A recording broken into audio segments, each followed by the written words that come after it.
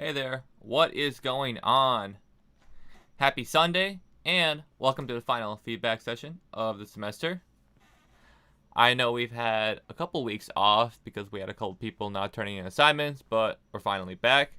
So, without further ado, let's go ahead and just get started.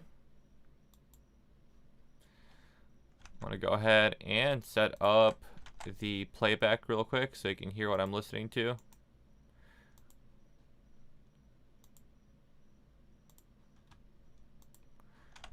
There we go. So for the first submission, it's going to be the week 7 submission from Xia. Song is called Have Fun From Nothing. I like that. Okay, and there's a description, so I'm going to go ahead and read it, just to make sure I don't miss anything. It says, the title of Have Fun From Nothing comes from the situation that I had no idea what melody I could use to apply Lesson 7's features. Well, spend too much time on creating a tune and too much time to move mouse to try to copy and paste accurately while switching from quarter to eighth to 16th to 32nd notes. The grid cannot be missed by a tiny bit. But eventually I did it, I won, and this is fun, finally, yay. I'm happy you're finally having fun, and yeah, getting used to the grid can be a little bit frustrating. But enough talk, let's go ahead and listen to the song. Apparently, SoundCloud gave you a hashtag of the genre rock music. Let's check it out.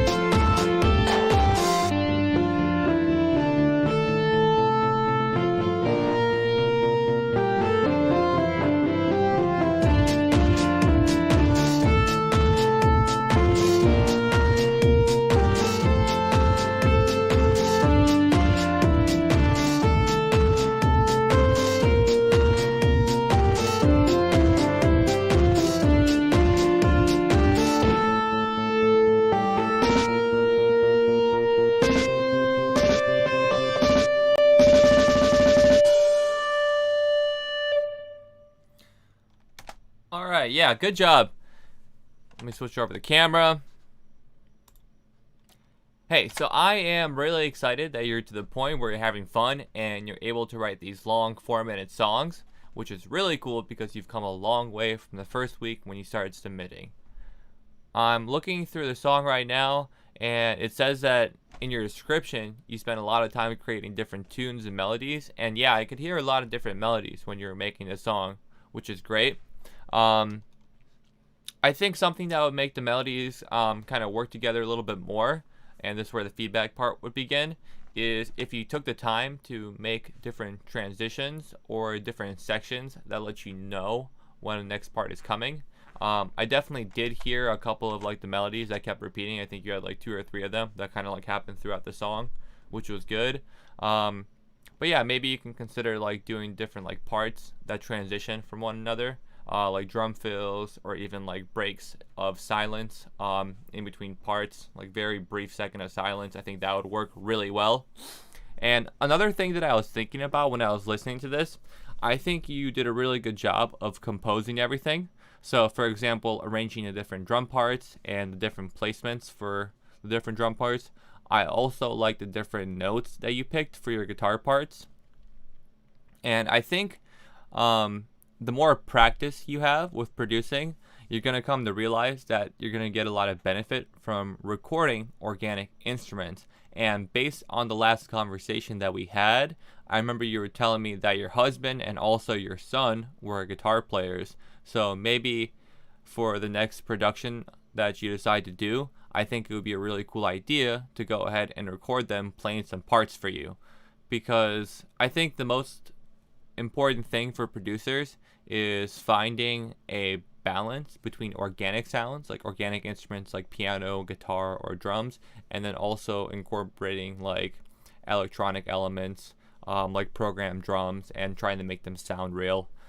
Because a lot of times when you have music, you want it to feel big and organic, and that's kind of like difficult because real music has so much dynamics. And once again, dynamics is like a range of like volume from like low to high. So for example, when you record a vocalist, sometimes they sing things quietly and the waveform will be like this tall, and other times they sing stuff loudly. So then in order to make the vocal sound bigger, you need to reduce the dynamics a little bit, but not too much to the point where it sounds unnatural. So the biggest things that I can give you to work on for feedback in this particular assignment would be to work on your transitions from part to part to make sure you know distinctly when the section is about to change, like something predictable that the listener will get used to hearing. The second thing is to find different ways to make your production sound. It's a term that we use out of the box. So when you say in the box, that would be, for example, using like the stock Ableton guitar instrument. If you want to be out of the box, so it doesn't sound like it's like a stock instrument, record a real guitar. Because you're already writing the notes, if you can find a way to have a guitar player play the same notes that you have written, I think it would sound really good. And the final thing that I think you could work on is the actual mixing stages of your song. So for example, the first thing that I noticed was gain staging. Just making sure you can hear everything really well in the song. When I was listening to the song, I felt like the bass part could have been turned down. And right in the middle, I think around like 2 or 3 minutes, you brought in some drums and they sounded like they were a little bit loud and you could hear the clipping in the channel. So let me rewind a little bit.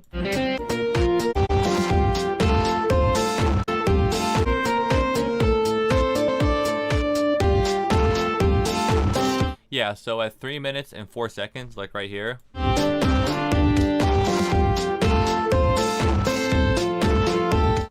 your drum and your snare part, your kick drum and your snare part sound like they're getting distorted, and that could be because you have too loud of a volume on those particular instruments, or you have different drums playing at the same time, one of those different things. So yeah, just kind of like go through and like mix everything. You can mix with gain staging, which is just making sure all of your volumes are the same. And then you can also mix with like equalizing or compression. But other than that, Actually, let me just sum that up real quick. So first of all, work on your transitions between your songs. So that would be kind of like a bigger lesson in song structure. The second one would be to go ahead and use organic instruments. So find ways to make your drums sound like a real drummer is playing them, or find live musicians like guitarists or vocalists to record with. And then also for the third one is just mixing. And perhaps a fourth tip, maybe you can start recording people on a microphone to record people singing. I know we talked on the phone about me giving you like additional like training for like vocal productions, guitars and stuff like that. So we'll definitely take care of that next time we hop on a call. And I know I said a lot, but I'm going to go and read your comments in the chat. I know Sarah's saying it's hard to convince him to work with me. There's too much ego. Well, maybe you can find a way to give them some incentive. So, you know, you can tell them like, hey, next time you write a song, I'll record it for you and produce it if you are willing to write some guitar parts for me. And see how that goes. But that's up to you. And then, yeah, so I noticed you also put transitions, human performance, and mixing. Yeah. And honestly, if you can't convince them to work with you, try experimenting and finding different ways to make your Ableton instruments sound like real instruments. And there's a couple different methods for going around and doing that. But I think that's a good amount of feedback for the first song. Like I said, good job. I'm really proud of you that you're having fun and that you're making 4-minute songs. That's incredible. Let's move on to your next submission. So this one is called Split Mocha Energy, or Spilt Mocha Energy. And you got a picture of like a McDonald's cup in here. All right, let's listen to this one right here. You got another description for me. You're planning on creating an energetic song from scratch, or you're gonna bore yourself and lose your momentum to study. You got a McDonald's hot mocha in front of your drafting paper, and you knocked it down accidentally. Oh, sorry about that. The mocha was spilt, and the paper with my assignment notes was inked badly. That's the worst when that happens. Then I decided to name my song Spilt Mocha Energy. That is a fun name. And you're definitely going to remember making this song. That's really funny.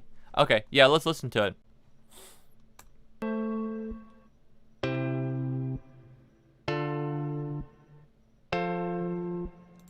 First of all, I really like that chord progression. That's a nice chord progression. But let's keep listening.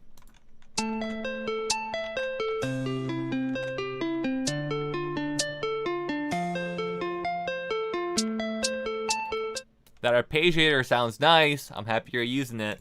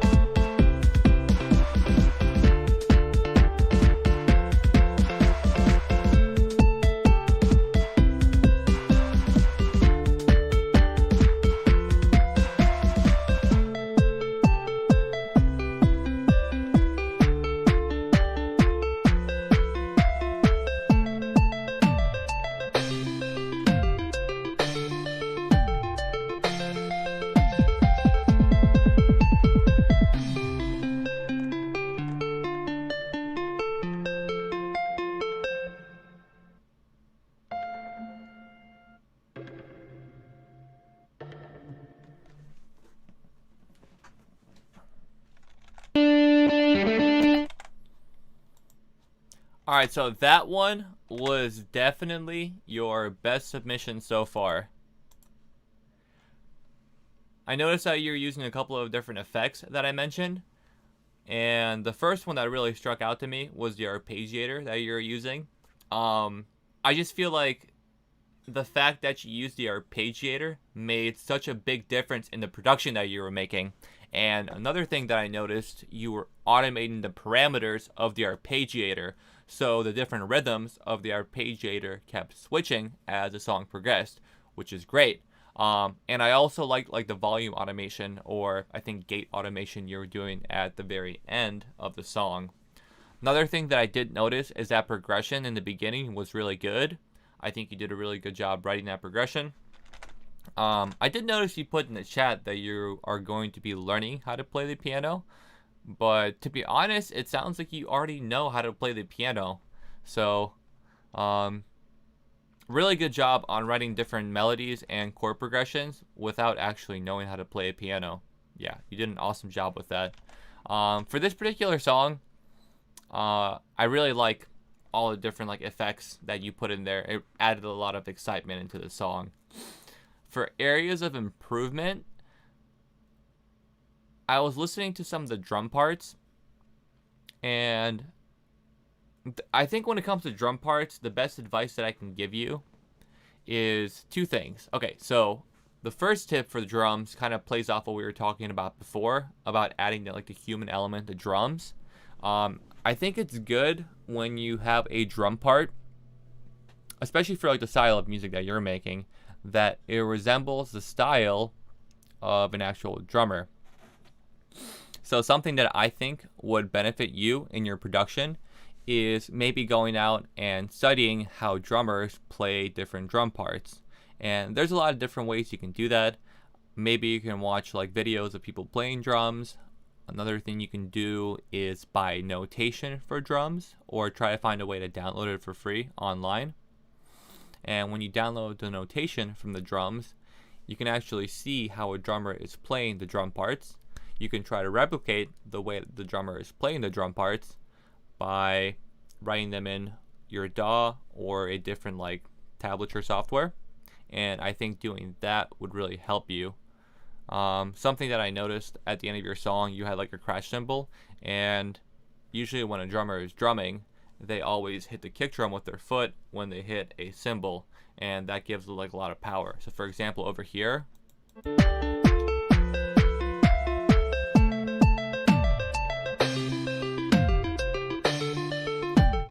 that cymbal sounds very thin, but if you put a kick drum on the bottom of it, it would fill up the room in the song for the drum part. And I really like the drum part that you have in this song. Just little things like that kind of threw me off. But yeah, so to summarize what I was saying, try to get into the head of an actual, or I guess into the mind of a drummer when you're writing the drum parts, because that would make your production sound a little bit more real. And then another thing that I noticed, drum parts kind of revolve around the genre of music that you're making.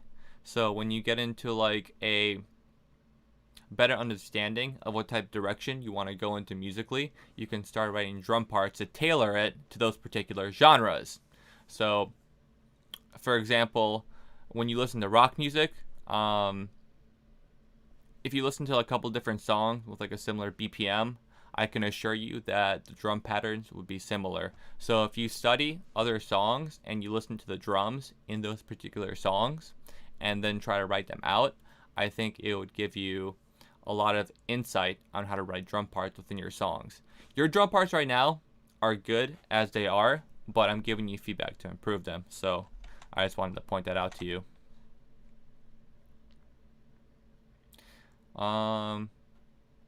Over here in the YouTube comments, you put down that you definitely will learn drumming and you have no idea how drummers play. Yeah, just stuff like that, it really helps. It helps with the writing process of it. And that's why I think production is very difficult to learn, because it's almost as if you need to learn how to play every instrument, in order to make music. It's not always the case. There's different workarounds, but knowing how different instruments work within a particular song, that makes it a lot easier for you to write different instrument parts. And every time you write your instrument parts, I think it's good to have an understanding of the purpose that those instruments play within the particular song. And it also helps to know how to make them sound organic. So the more you study different instruments, the easier it's going to be for you to actually write those instrument parts. And for myself personally, the reason for why I think production was a little bit easier for me is because I kind of came from a background of playing in different like rock bands and stuff like that, and I started writing different instrument parts for the different band members. And when I transitioned into producing, it was very simple for me because I already knew what those instruments were going to sound like. So that's the advice that I would give you there. And based on the music that I've been hearing from you, I have been noticing that a lot of your different instrument parts, it sounds like you're using MIDI, if I am not mistaken. So it sounds like what you do when you write music is you drag in MIDI instruments. So for example, you'll put in the piano part, you'll put in the drum part, and it'll be like a drum pad, I'm assuming, and then a bass part and any other instruments like that. And I feel like you write everything from scratch, which is really good, but I think something very useful for when you're producing is to try to incorporate the use of loops. So on lesson 2, we did a section on sample selection, and there was a lot of different links that I left for free loops that you can get. I think a really good method for writing different parts is to use loops. So you mentioned that you've never played drums before. Let me show you a quick example of how you can do a workaround for that. So I'm going to open up, hold on one second.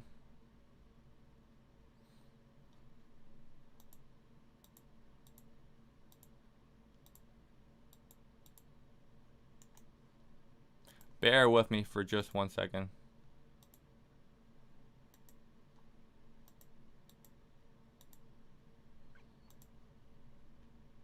Okay, perfect. So here is Ableton, our best friend and savior.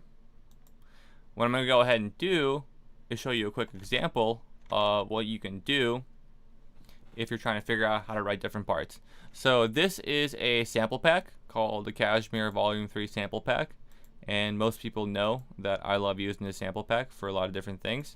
And when you go into the sample pack, there's a folder called drum loops. Now, what you can do is you can take this folder, and let's go to drum loops full. We'll go to acoustic drum loops, and we'll just pick one, 110 beats per minute.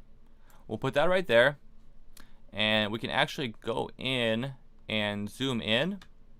I'm going to click on that loop, click Control L to loop that section. And what we're going to do is we're just going to go ahead and listen to this loop.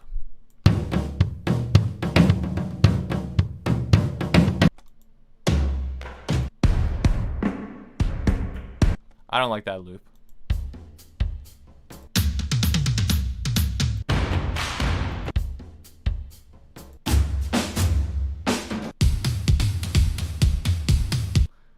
I don't like that loop. Okay, let's just do a hip hop drum loop real quick.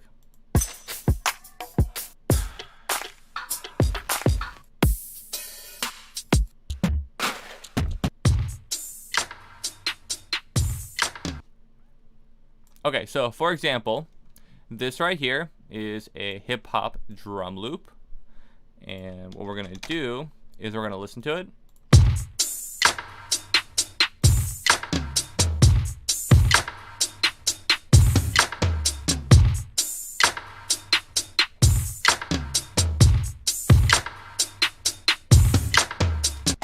Now what you can do, which is really nice, is when you're listening to this drum loop, you also have a visual representation of all the different instruments. So for example, this first one right here, that's a kick drum and a hi-hat on top of it. So you know the kick drum is going to be placed right here. So let's just go ahead and call this a kick, and we'll say the kick drum is right here. And let's listen through and see where the other kick drums are within the measure.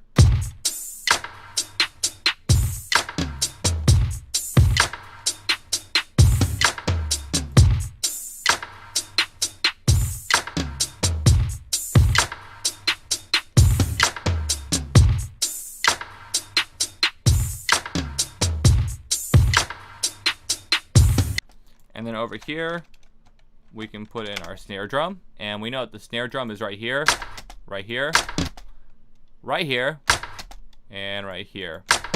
So the snare drum repeats, which makes it pretty easy for us to write that part in. We'll also go ahead and put in a note every single time.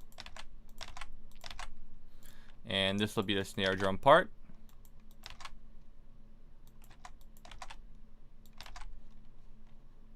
And then let's listen for the hi-hat part to see what that pattern's like, because that's going to be a little bit different.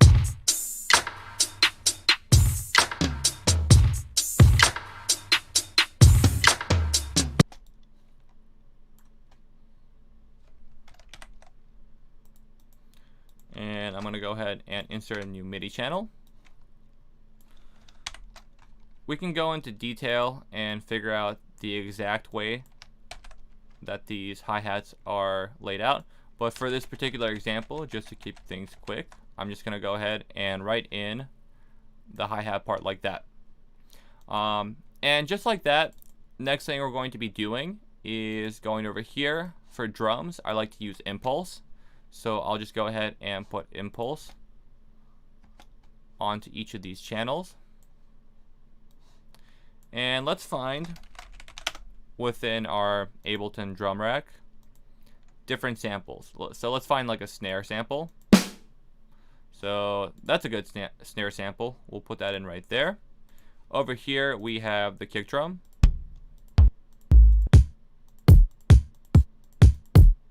We'll use that kick drum. And for this, we will use a hi-hat.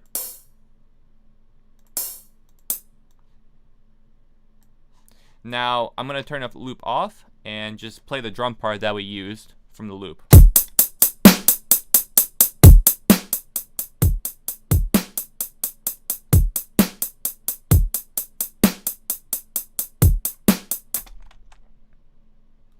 Okay, so that is a quick example of how you can go in, use existing drum loops to try to build drums for yourself. So if you find other drum loops online, you can maybe try reconstructing them and see how they sound with your music. Now, you did have a question. Your group people suggest you to make lesson 8 Built Mocha Energy a 8D music. I searched online wondering if your lesson 8 is about 8D. What do you exactly mean by 8D music? I'm not really sure what 8D music is. Let me look it up real quick. 8D audio. What is 8D music? Getting way too deep into music. That's what it is. 8D audio is all about getting way deep into the music. It uses the power of left and right speakers through your headphones to give you a feeling that you're at a live show. So, to me, 8D music seems like stereo imaging, finding different ways to position different instruments to make it sound like you're at a live show. I've actually never heard about doing this before, but I do incorporate it with a couple different things. So, the main thing that I think I use 8D music for would be toms. So for example, if you've ever sat at like a drum set, you know, like, let me just pull up a picture of a drum set, make it easier for all of us.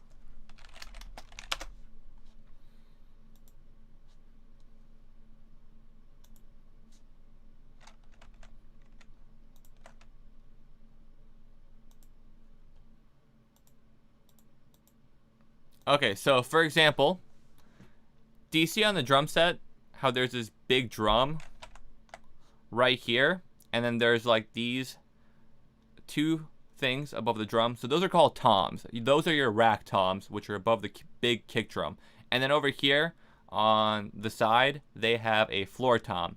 So what I like to do is the drummer would obviously be sitting in the middle. And if they're sitting in the middle, this small high tom is going to be a little bit to the left. This mid tom is going to be a little bit to the right. And this floor tom is going to be more to the right. So what I like to do is I'll take the panning on my instruments and I'll change it accordingly. So I'll pretend like, okay, if I'm playing drums, this right here is going to be a little bit to the left. This right here is going to be a little bit to the right. And that right here is going to be more to the right. So I'll go into Ableton, and let me just do this for a quick example. So we'll say that this right here is your high tom. This right here is your mid tom. And this right here is your floor tom. And what I'll do is I'll pan this like maybe like 8 to the left. The mid tom I'll go like 3 to the right, and the floor tom would be like 10 to the right. And then that way, when you do that, it's almost as if you're listening to the drums from the way that you're playing them. And I think that's like a good example of like 8-deep music. I think to take things a step further, to do 8-deep music, you can position like your guitar and maybe your piano and pan it left and right. And when you have more instruments, you can try panning them too. So I think that's like a really cool example of 8D music. 8D music just sounds like controlling stereo imaging and processing to make it sound like your track is being played live. My lesson is not necessarily about 8D music, but I think you can experiment and come up with a couple cool techniques to try to do that.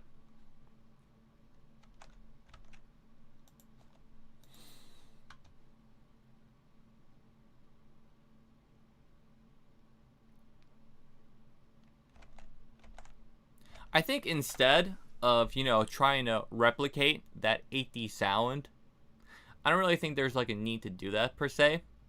Maybe find live musicians to go ahead and play your song and then record it. And I think that would be a cooler way of producing that 8D live sound. Going back to your song, we kind of got off on a tangent. Yeah, so try to find a way to we'll just say this is your feedback for both your songs. Try to find a way to make your instrument sound organic, like an actual musician is playing it. Whether that's through the way that you write your MIDI or through the way that, the way you process the drums or different instruments afterwards. And then try to find a way. What was the other thing I was talking about? Yeah, just try to find a way to like write different transitions and kind of try to start paying attention to the type of genre of music you want to be making. It kind of sounds like it's more of like pop and like rock music that you're trying to go for. So really listen to those songs and just try to break them down as a producer. Listen to the songs and think of them. What should the drum parts be doing? Or not even that, just kind of like listen to the drums and just be like, okay, so this is where the kick drum goes. This is where a snare drum goes. This is how this particular drum kit sounds. This is how the piano part sounds. This is where the vocals are in the mix. This is how loud this instrument is. This is how they transition from part to parts.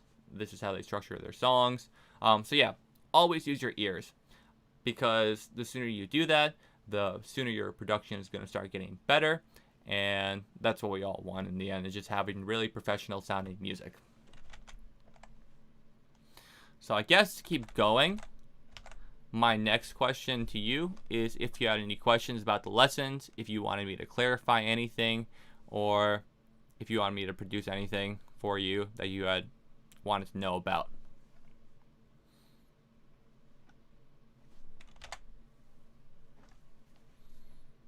Yes, you are welcome for the feedback. And to be honest, I'm really proud of you, because coming into the course, I noticed that you were at a beginner level. And the fact that you're writing full songs, having fun, and incorporating all the different things that I taught, it's really exciting. And also, I've noticed that you've been tuning your assignments in almost every single week. I think you missed like 1 week, but that's okay. Other than that, you've had perfect attendance. And since you've been producing so much, that's why I've been noticing so much progression with your production. So kudos to you. Keep up that hard work. And you mentioned that there's a lot to learn. Yeah, in music production, there is a whole lot to learn. The best thing that you can do is just to incorporate repetition. You know, the more you do something, the better you will get. And if it's something that you really love to do, then, you know, it's going to be a labor of love, as they say. So you mentioned that you want to learn guitar, piano, and drums. I can definitely help you with that. And thank you for letting me know that I'm a good teacher. I appreciate that. That makes me really happy. I think a teacher is only as good as their students and the improvement in their students. So the fact that I have someone like you going through the course and doing a really good job and learning how to produce really well, that is when I feel validated about actually being a good teacher. But yeah, enough of that tangent.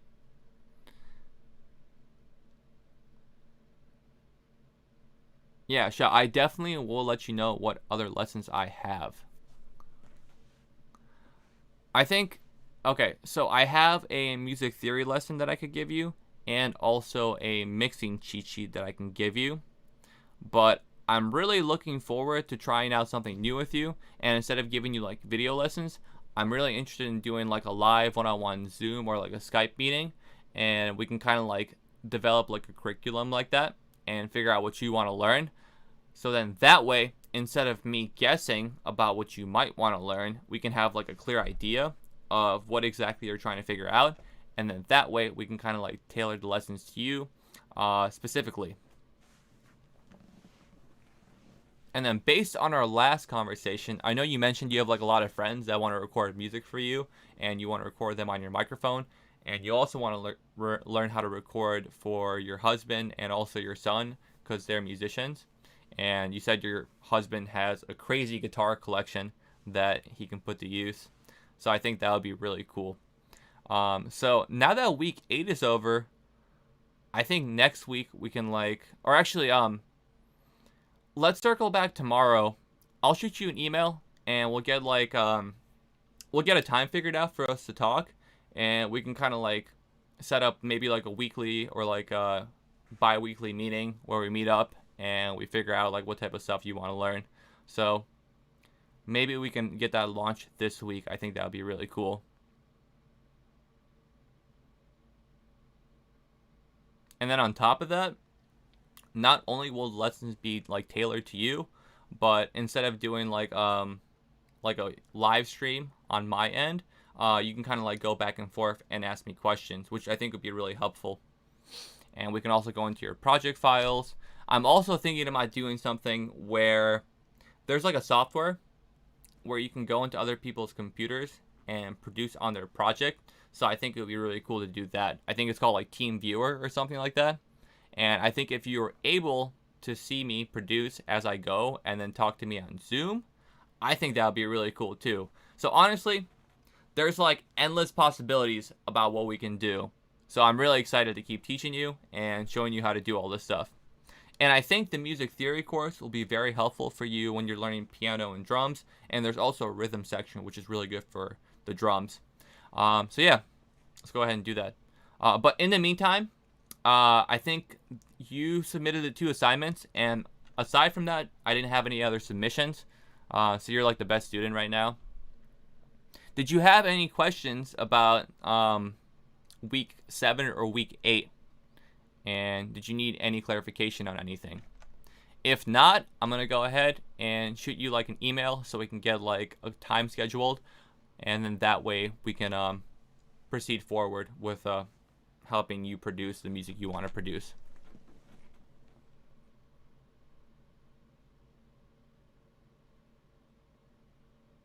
Okay, so I guess you agree. Perfect. All right. In that case, be on the lookout for the email that I sent you. I'm just going to try to find a time to give you a call tomorrow to get the stuff set up. And with that being said, I'm going to go ahead and end the live stream early by a couple of minutes. Thank you once again for participating, submitting your assignments, and also learning how to produce. And I will talk to you soon. Have a great rest of your day.